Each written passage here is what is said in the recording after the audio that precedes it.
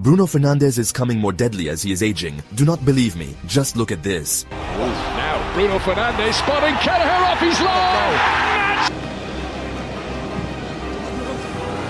An opportunity for Fernandes to take it on. There are players who fit into a system, and then there are players who become the system's pulse, the internal combustion that keeps everything alive even when the structure around them shakes. And at Manchester United, that force is Bruno Fernandes. Not merely a captain in armband, but the electrical current running through every attacking circuit, the risk taker, the chance creator, the emotional accelerant, the relentless engine that refuses to idle. When you watch United, especially in moments when the team looks stretched or chaotic, there is one constant: Bruno demanding the ball, pointing, scanning, gesturing, recalibrating angles, with both his voice and his movement, because his game is not passive orchestration, it is active intervention. Tactically, he operates as an advanced midfielder, often positioned nominally as a number 10, but his real influence extends far beyond that zone, drifting into the right half space to combine, dropping deeper during build-up to help progression, occasionally pulling wide to overload flanks, and constantly searching for the seam between opposition midfield and defense, where he can turn and ignite transitions. No player's created more chances since he signed for Man United in the Premier League, by the way.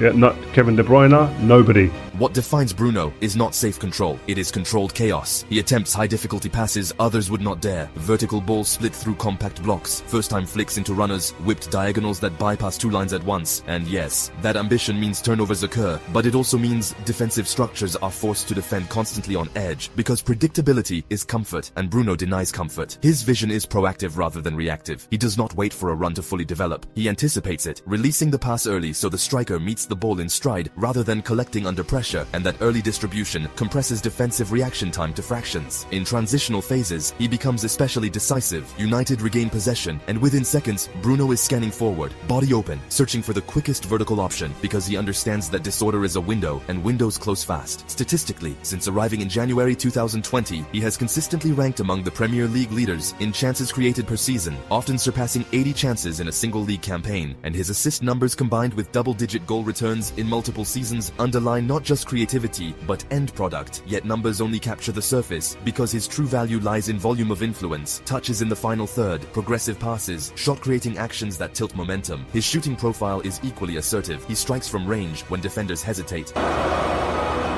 is Bruno Fernandes, and that's 3-3. Arrives late into the box when focus shifts to wingers, and positions himself on the edge of second balls where rebounds fall, making him a layered threat rather than a stationary playmaker. How impressed are you with Bruno Fernandes? He's an exceptional player.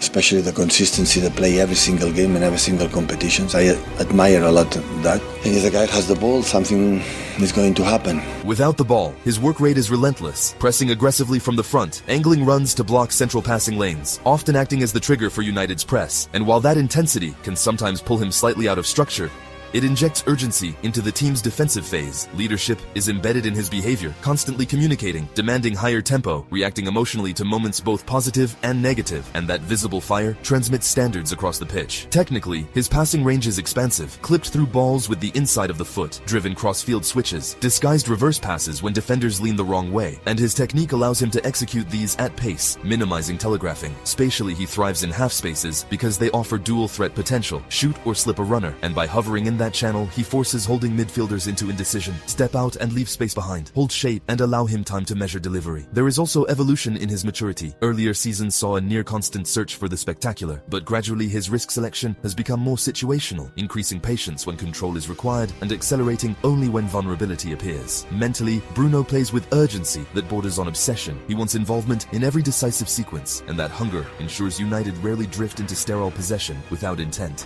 Even when tightly marked, he adapts by rotating positions, dragging markers into unfamiliar zones, opening corridors for overlapping full-backs or inverted wingers, creating indirect impact when direct access is denied. In high-pressure matches, he does not hide behind structure. He steps into it, requesting the ball in compressed spaces, accepting responsibility for the final action, understanding that leadership in elite football is measured by willingness to decide games rather than avoid mistakes. Bruno Fernandes is not a minimalist conductor smoothing tempo. He is a high-revving engine, sometimes roaring, sometimes sometimes rattling, but always driving forward, always pushing the game toward resolution, and in a team that has navigated tactical shifts and rebuilding phases, his presence has remained the consistent source of thrust. Remove him, and the transition slow, the verticality softens, the emotional intensity dips. Include him, and the pitch feels charged, urgent, alive. He is not flawless, he is not conservative, but he is catalytic, and Manchester United's attacking identity, in its most direct and dangerous form, beats in rhythm with his boots, because engines are not designed to be quiet, they are designed to move machines, and Bruno moves Manchester United.